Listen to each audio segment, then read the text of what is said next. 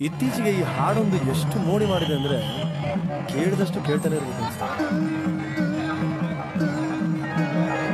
ಕಾಯೋ ಗುರುರಾಯ ಬಿಡದ ನನ್ನ ಕೈಯ, ಕಾಯೋ ಗುರುರಾಯ ಬಿಡದ ನನ್ನ ಕೈಯ, ಮುಂದ ಜೀವಕ್ಕೆ ಉಸಿರೆ ನೀನಯ್ಯ,